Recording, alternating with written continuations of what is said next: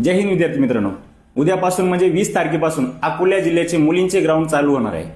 मुलींना माझं ग्राउंडवर येताना एकच सांगणं असेल की मनामध्ये कुठलीही शंका न घेता, कुठलेही टेन्शन न घेता, अजिबात कोणाला न घाबरता ग्राउंडवरती यायचंय।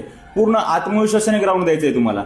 जरी करता एखाद्या 2 इव्हेंटला तुम्हाला मार्क कमी आले असतील तर त्याचं अजिबात मनावर दडपण न घेता तो पुढचा इव्हेंट कसा आपल्याला जास्तीत जास्त क्लिअर करता येईल किंवा जास्तीत जास्त कसं टॉप मारता येईल याच्याकडे तुम्हाला लक्ष द्यायचं आहे। साहजिकच आहे, मायक्रो सेकंदामुळे एखादे 2 मार्क कमी येतात किंवा आल्यानंतर आपण खूप वाईट वाटतं। अक्षरशः विद्यार्थी मुलांनी पण ह्या चुका केल्यात। मायक्रो सेकंदामुळे मार्क गेल्यामुळं ते विद्यार्थी भरपूर खच्चीकरण झाले, काही विद्यार्थी रडाय देखील लागले होते। परंतु त्यांच्या रडण्यामुळे त्यांचा पुढच्या इव्हेंटवर किंवा 1600 असेल 800 मीटर असेल त्यांचा खूप बेकार परिणाम होतो मित्रांनो, कारण तो इव्हेंट मारण्याची इच्छाच राहत नाही।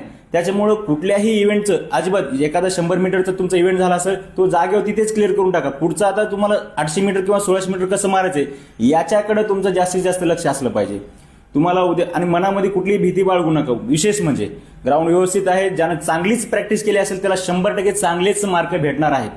तुम्हाला उद्याचा निर्णय शूज वापरायचा नाही वापरायचा ते तुमच्यावर अवलंबून असणार आहे, कारण मी इथं काही सांगू शकत नाही। तुमची जर विदाऊट शूज प्रॅक्टिस असेल तर 100% तुम्ही विदाऊट शूज धावला तरी काही अडचण नाही, कारण काही विद्यार्थ्यांना प्रॅक्टिस नसल्यामुळे पायाला क्रॅम्प येऊ शकतो किंवा विजा होऊ शकतात। त्याच्यामुळे तुम्ही तुमचा तो योग्य निर्णय घ्यायचा आहे।